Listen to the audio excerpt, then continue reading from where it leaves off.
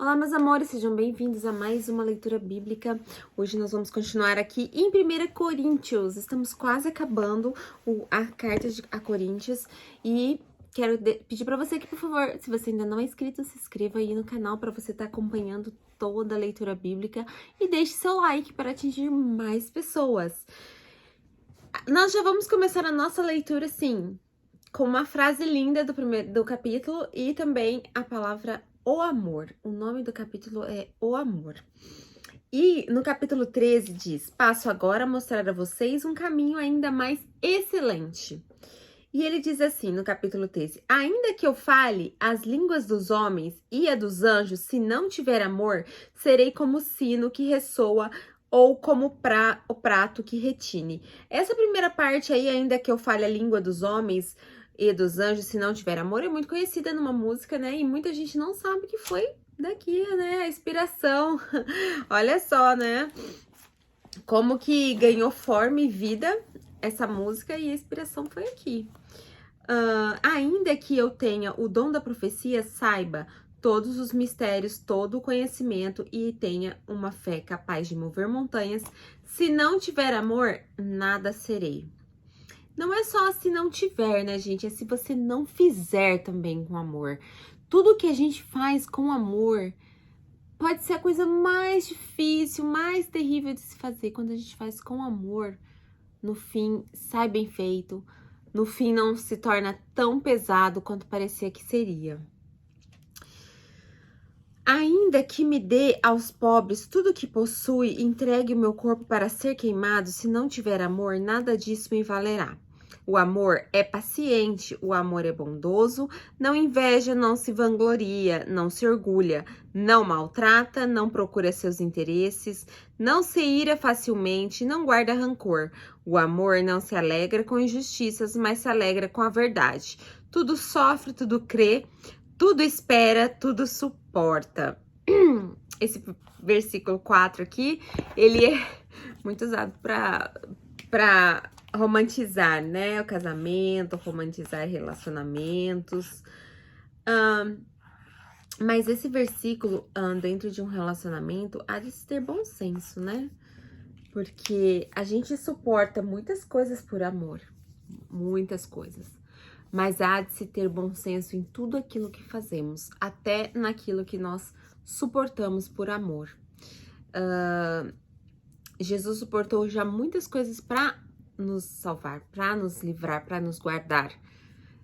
E não é necessário que agora nós suportemos muitas coisas que nos machucam, que nos maltratam, que nos deixam feridas.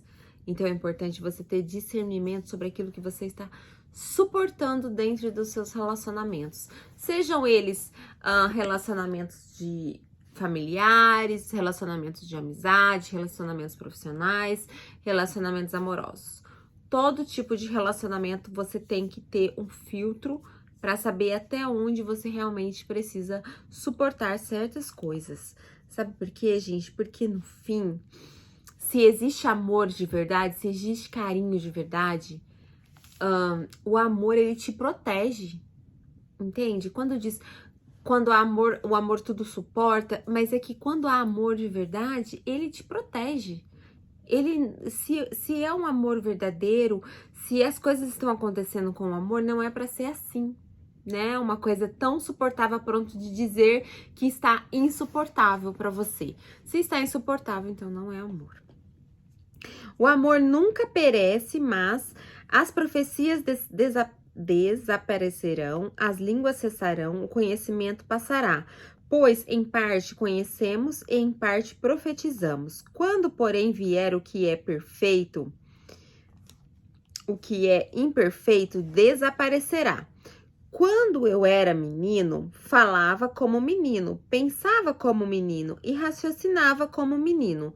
Quando me tornei homem, deixei para trás as coisas de menino.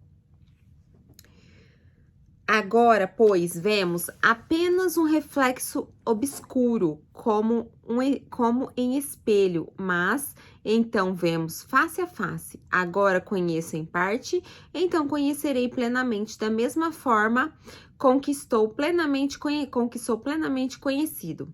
Assim permanecem agora estes três: a fé, a esperança e o amor. O maior deles, porém, é o amor.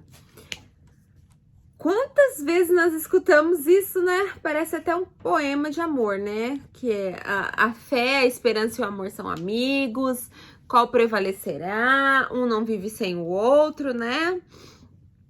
E o amor é o maior deles, mas a gente precisa ter muita fé, né? Para suportar algumas coisas, e precisa ter muita esperança também de que as coisas podem ser melhores, de que as coisas podem mudar para você, de que a sua história pode ser mudada quando você tem Deus no seu coração. Capítulo 14, os dons de profecia e de línguas. Vamos lá. Sigam o caminho do amor e busquem com dedicação os dons espirituais, principalmente o dom de profecia. Pois quem fala em língua não fala aos homens, mas a Deus. De fato, ninguém entende em espírito fala mistérios. Mas quem profetiza o faz para edificação, encorajamento e consolação dos homens. Quem fala em língua a si mesmo se edifica, mas quem profetiza edifica a igreja. Para quem não sabe o que é falar em línguas, quando você recebe o batismo do Espírito Santo, você consegue falar em uma língua que nós aqui da Terra normalmente não entendemos, que nós chamamos de a língua dos anjos, muitas pessoas dizem. Esse falar em línguas, tem pessoas que recebem o Espírito Santo e tem o dom de traduzir o que a outra pessoa está falando. Mas quando você fala em línguas, quando você ora em línguas, você está falando diretamente a Deus. E isso esse dom é muito lindo, é muito perfeito para a oração, é uma conexão direta com o nosso Pai. Quem fala em língua a si mesmo se edifica, mas quem profetiza edifica a igreja. Gostaria que todos vocês falassem línguas, mas prefiro que profetizem. Quem profetiza é maior do que aquele que fala em línguas, a não ser que as interprete, porque para que a igreja seja edificada. Aqui ele tá falando que quem profetiza é maior, porque você pode profetizar na vida do seu irmão. Mas não, assim, profetizar coisas boas, falar coisas boas. E quando você fala coisas boas, é isso que ele tá querendo dizer. A igreja se edifica. Quando você fala em línguas, você tá edificando a você mesmo. Porque se o outro não tem entendimento do que você está falando, então não tem como você edificar o outro apenas vai ficar assistindo a sua própria edificação. Mas quando você tem o dom de profetizar, você profetiza na vida do seu irmão, você profetiza na vida da igreja, você acaba por edificar a igreja toda. Por isso que ele diz que é tão importante o dom da profecia. Agora, irmão, se eu vou visitá-lo e falar em línguas, em que serei útil a vocês, a não ser que leve alguma revelação, ou conhecimento, ou profecia, ou doutrina? Até no caso de coisas inanimadas que produzem sons, tais como uma flauta ou cítara, como alguém reconhecerá o que está sendo tocado se os sons não forem distintos. Além disso, se a trombeta não emitir um som claro, quem se preparará para a batalha? Assim acontece com vocês. Se não profetizarem palavras compreensivas com a língua, como alguém saberá o que está sendo dito, vocês estarão simplesmente falando ao ar. Sem dúvida, há diversos idiomas no mundo, todavia nenhum deles é sem sentido. Portanto, se eu não entender o significado do que alguém está falando, serei estrangeiro para quem fala, e ele será estrangeiro para mim. Assim acontece com vocês, visto que estão ansiosos por terem dons espirituais. Procurem crescer naqueles que trazem a edificação para a igreja. Por isso, quem fala em língua, ore para que possa interpretar. Pois se oro em língua, meu espírito ora, mas a minha mente fica infrutífera. Então que farei? Orarei com o espírito, mas também orarei com o entendimento. Contarei com o espírito, mas também contarei com o entendimento. Se você estiver louvando a Deus em espírito, como poderá aquele que está entre os não instruídos dizer o amém? A sua ação de graça, visto que não sabe o que está dizendo? Porque para que você, pode ser que você esteja dando graças muito bem, mas o outro não é edificado. Dou graças a Deus por falar em línguas, mas do que todos vocês. Todavia, na igreja, prefiro falar 5 palavras compreensíveis para instruir os outros a 10.000 palavras em línguas. Irmãos, deixem de pensar como crianças. Com respeito ao mal, sejam crianças, mas quanto ao modo de pensar, sejam adultos, pois está escrito na lei: por meio de homens de outras línguas e por meio de lábios de estrangeiros falarei a este povo, mas mesmo assim eles não me ouvirão, diz o Senhor. Portanto, as línguas são um sinal para os descrentes e não para os que creem. A profecia, porém, é para os que creem, não para os descrentes. Assim, se toda a igreja se reunir e falar em línguas, alguns não instruídos ou descrentes entrarem, não dirão que vocês estão loucos. Mas se entrar algum descrente ou não instruído, quando todos estiverem profetizando, ele por todos será convencido de que o pecador e por todos será julgado, de que ele por todos será convencido de que é pecador e que por todos será julgado, e os segredos do seu coração serão expostos.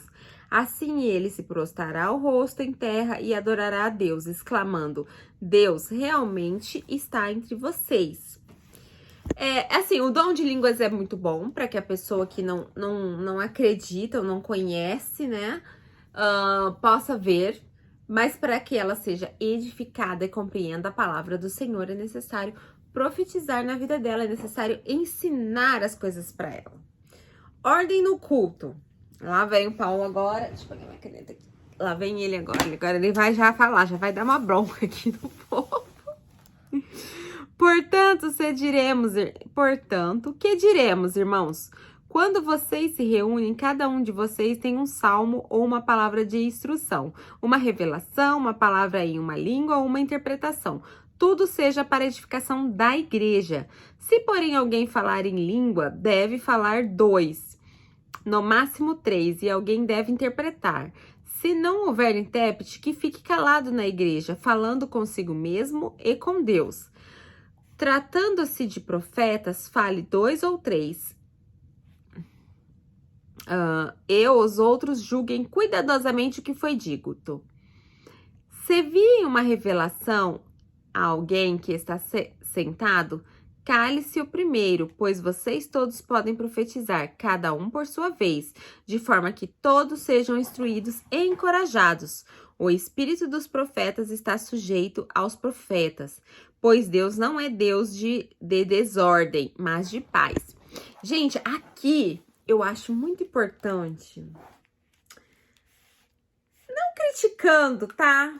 Mas eu quero contar um testemunho aqui, que eu por muito tempo, eu tive medo de ser batizada pelo Espírito Santo, por ver algumas cenas de pessoas fazendo um escândalo tão grande, gritando, se jogando no chão, parecendo que tava louca.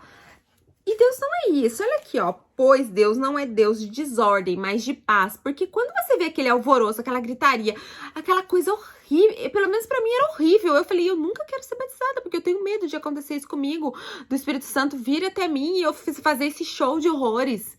E o Espírito Santo não tem nada a ver com isso. Isso é a pessoa que está fazendo, porque quando você recebe o batismo do Espírito Santo, você não sai do seu corpo, você não perde a sua consciência, você não fica biruta, fala coisas que você não tem consciência do que você está fazendo. Pelo contrário, o batismo do Espírito Santo é a coisa mais linda que pode acontecer na vida de um cristão, que pode acontecer na vida de um crente. Eu chorei muito quando eu recebi o batismo. As lágrimas correram muito. Mas o sentimento que eu tive foi o de um abraço de Deus. Eu não consigo me esquecer. Eu não consigo me esquecer da sensação. Foi a melhor sensação da minha vida. Foi como se um anjo descesse e me abraçasse. Realmente você fala... você não consegue... Você consegue manter se você fechar sua boca. Você consegue fechar sua boca e parar de falar, mas você não quer parar de falar. Você quer continuar naquela sensação. É como se você quisesse ficar naquilo para sempre. É a melhor sensação do mundo. Se o batismo do Espírito Santo é uma amostra de como é a presença de Deus no céu, de começar no céu, gente, é a coisa... Olha, eu tô até arrepiada. É a coisa mais sublime da vida de hoje, um crente. Se você não é batizado no Espírito Santo, busque isso. Não tenha medo do que você vê pessoas fazendo. Isso é coisa delas, isso é com elas. Deus está escrito aqui, ó. Deus não é um Deus de desordem. Aquela bagunça, aquelas coisas que vocês veem em muitos cultos, aquele show de horrores. Não é de Deus aquilo. Não é Deus fazendo aquilo é a pessoa dando show. Porque tem pessoas que são, assim, mais escandalosas, gostam de gritar, gostam de berrar, mas isso são elas. Não tem nada a ver com o Espírito Santo.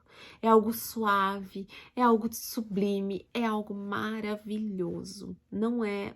Olha, por muito tempo eu queria ter recebido antes. Eu não recebi por medo. Eu precisei ir muitas vezes à igreja, ouvir uma pregação muito edificante, por isso a importância de nós irmos à igreja. Às vezes as pessoas falam, ai, porque o Espírito Santo, o templo, eu sou o templo de Deus, a igreja está em mim. Gente, isso é a maior ignorância que eu já ouvi na minha vida. A gente sabe, lógico, nós somos templo do Espírito Santo, a igreja está dentro de nós, mas você dizer que não precisa ir na igreja, isso é a coisa mais ridícula que eu já ouvi na minha vida.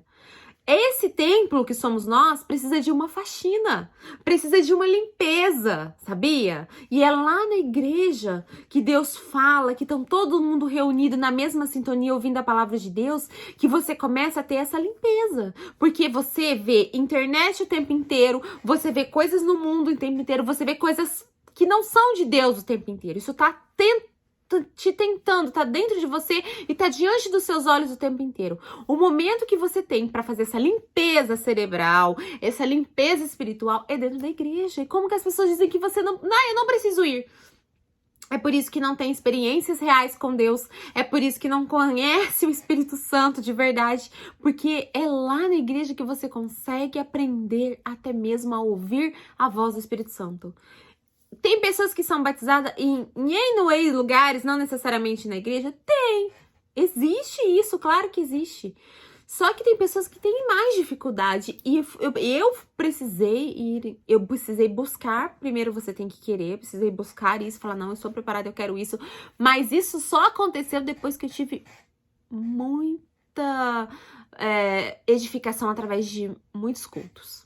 Entende? Para tirar aquele bloqueio que tava na minha mente, para tirar aquela coisa que me dava medo, sabe? E o medo não é de Deus, isso era uma seta do diabo na minha vida que estava atrapalhando a minha comunhão com Deus. E o tanto que foi importante o batismo para mim, do Espírito Santo, o tanto que foi edificante, o tanto que foi maravilhoso, o tanto que foi transformador para minha vida. Foi assim, selei, né? Fechei com chave de ouro. Foi muito bom, gente. Busquem isso, independente de onde vocês estejam. Busque ir à casa de Deus. Ai, eu não vou porque eu não gosto do pastor, porque eu não gosto... Gente, vocês não têm que ir na igreja por causa do pastor, por causa dos membros, por causa do ar-condicionado, do banco, do teto, que é mais bonita. Aquela igreja, o teto é mais bonita, a parede preta, a parede rosa. Aí eu gosto... Gente, vocês têm que ir na igreja e chegar lá e falar, Senhor, eis-me aqui, fale comigo, use esse pastor, use esse presbítero, use, sei lá, qualquer pessoa para falar comigo, eu estou aqui. É para isso que vocês têm que ir na igreja. E vocês têm que entender de uma vez por todas que não importa a cor da igreja, não importa o louvor da igreja, não importa como é a igreja, importa você e Deus. Enquanto vocês não entenderem que o importante é você e Deus, e que se você for a uma igreja, você consegue ter mais proximidade com Ele, aprender das coisas. Como que você quer se aproximar de Deus se você não entende nem o que está escrito aqui? Se você não consegue entender o que está escrito na Bíblia, como que você quer ter proximidade? Deus fala conosco em sonhos, fala conosco de muitas maneiras, mas para você ter a real proximidade com Deus, você primeiro precisa entender a palavra dele, que ele deixou para nós. E buscar isso, quando você vai a uma igreja, é onde você consegue aprender mais de Deus. Então pare de dar desculpas para você mesmo. Deixe a preguiça do domingo à noite ou do domingo de manhã de lado e vai edificar sua vida. Vai transformar sua vida em algo que realmente vale a pena. Se eu pudesse dar um conselho, era esse. Busque o batismo do Espírito Santo e procure uma igreja. E vá. Gente, uma igreja transformou completamente a minha vida. Só que antes eu quis ser transformada.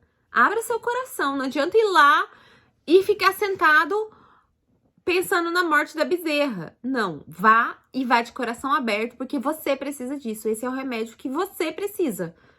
Esse é o remédio que você precisa para sua vida. E não importa qual é a igreja, não importa o que está acontecendo. Tenha em mente que não é uma coisa entre você, quatro paredes, um banco, um louvor ou qualquer outra coisa. Tenha em mente que é você e Deus. Sabe o que você tem que pedir para Deus? Senhor, coloque no meu caminho a pessoa certa que vai me levar para a igreja certa, que lá eu vou ser edificado. E deixa o resto com Deus, que Ele faz. Pode ficar tranquilo que Ele faz tudo certo. Tudo certo. Ok, meus amores? Continuando aqui, senão a gente não vai acabar 1 Coríntios nesse vídeo. Hoje eu falei demais, I'm sorry. Como em todas as congregações dos santos, permaneçam as mulheres em silêncio nas igrejas, pois não lhe é permitido falar. Antes, permaneçam em submissão, como diz a lei. Se quiserem aprender alguma coisa, que perguntem a seus maridos em casa, pois é vergonhoso uma mulher falar na igreja. Esse aqui é o versículo da discórdia, que faz o Paulo ser odiado pelas mulheres, né? Gente, eu ouvi uma explicação uma vez que eu achei extremamente pertinente a respeito deste versículo. Porque o Paulo mandou todas as mulheres calarem a boca. Aqui, eu vou ler essa parte aqui, ó. Se quiserem aprender alguma coisa, que perguntem a seus maridos em casa. Por quê? Por quê? Por quê? Por quê? Porque, gente, era muito mais fácil as mulheres irem para a igreja do que os homens. Então, isso era uma forma também de fazer os homens ir para a igreja, porque as mulheres iam encher eles de perguntas depois. Entende? E se eles não tivessem ido à igreja, como eles as responderiam? E isso ia causar um conflito no casamento. Então, isso também, conforme a explicação que eu achei muito, muito, muito pertinente, que as mulheres naquela época, elas iam e os homens, elas incentivavam os homens a ir para que elas pudessem realmente receber o que elas queriam receber. Porque senão a maioria da igreja seria 90% mulheres. Como hoje é muito comum hoje ter muitas mulheres nas igrejas, muito mais do que homens. Mas é comum ter muitas mulheres em todo lugar, né? As mulheres estão aí dominando o mundo. Mas nessa época era de extrema importância. Elas iam bombardear eles de perguntas, então eles tinham que ir. Então essa foi uma coisa muito, muito... É muito polêmico o que ele diz aqui, né? Para as mulheres ficarem caladas. Mas essa maneira de ver dentro do contexto histórico eu acho extremamente pertinente. Acaso a palavra de Deus originou-se entre vocês? São vocês o único povo que ela alcançou? Se alguém pensa que é profeta ou espiritual, reconheça que o que estou escrevendo a vocês é mandamento do Senhor. Se ignorar isso, ele mesmo será ignorado. Portanto, meus irmãos, busquem com dedicação a profetizar e não proíbam ou falar em línguas, mas tudo que deve ser feito em decência e ordem, certo? Em decência e ordem. Então, aqui eu acho que fica muito claro sobre isso, decência e ordem. Eu acho Não, eu tenho certeza que isso daqui deveria ser estampado quando começam aqueles cultos extremamente escandalosos, vergonhosos, que Deus ama a ordem e a decência. Ok, vamos começar aqui, deixa eu ver. Acho que dá pra ler...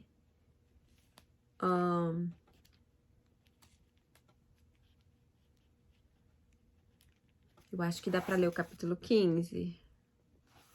Não inteiro, mas eu vou ler um pedaço aqui, primeiro texto. A ressurreição de Cristo. Aqui ele vai entrar num assunto extremamente sério e importante.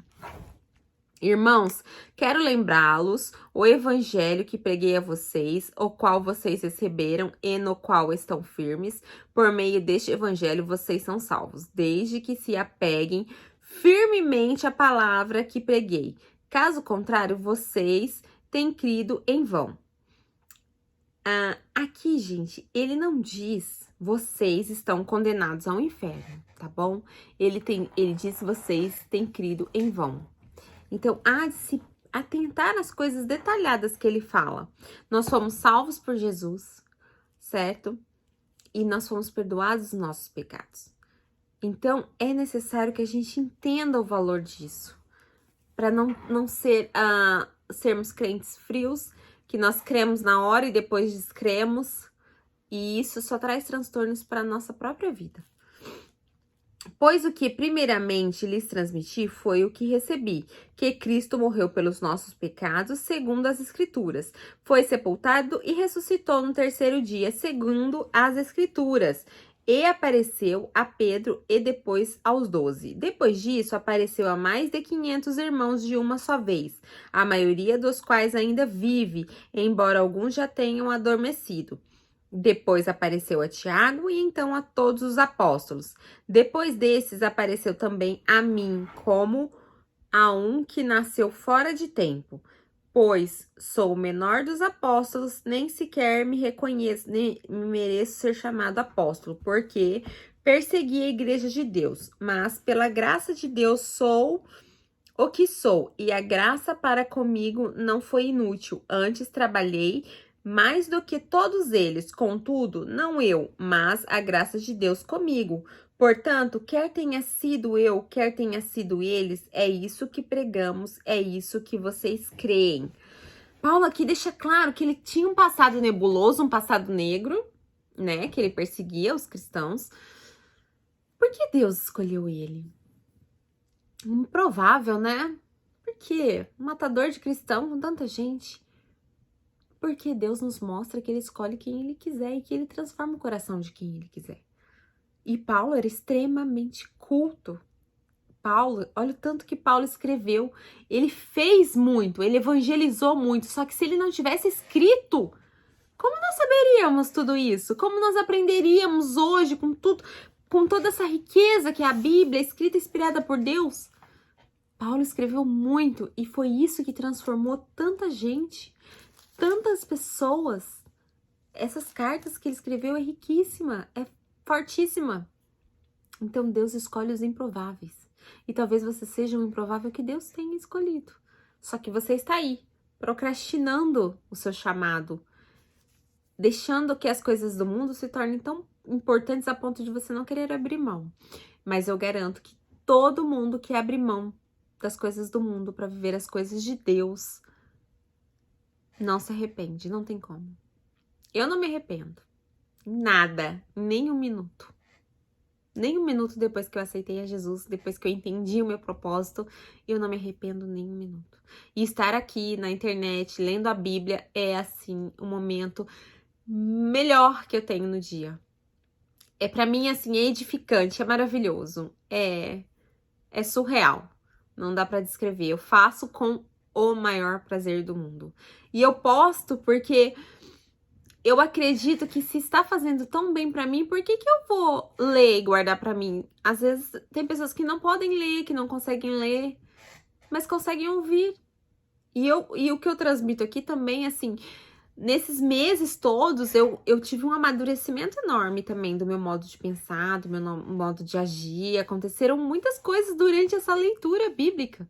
Eu fui muito mais transformada do que quando eu me batizei, quando eu aceitei Jesus, eu tive uma transformação enorme, enorme. A velha natureza realmente morreu ali.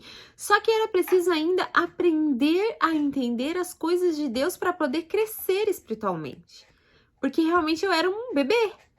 E um bebê e uma criança, e eu ainda, tipo, não entendia, e ainda falava errado, falava coisas que não tinha nada a ver. E aí, eu vou crescendo e ainda tenho muito que aprender, muito. Mas, em vista do que eu era, quando eu comecei a ler o que eu sou hoje, existe uma diferença muito grande. E em vista do que eu era antes de aceitar Jesus, existe uma diferença 50 mil vezes maior. E é isso que Deus faz na vida da gente. Transforma, molda, faz acontecer coisas que você não espera, faz você sorrir diante de problemas. E é isso. Isso é o amor de Deus na vida da gente. E ninguém pode viver sem isso. Ninguém pode resistir a isso. Se você está resistindo, não resista. Se entregue seu coração para Deus, porque Ele é maravilhoso. Meus amores, eu vou encerrar, senão vai ficar muito grande. E eu volto com vocês no próximo vídeo para estar lendo aí continuação do capítulo 15 de 1 Coríntios. Um beijo, fiquem com Deus.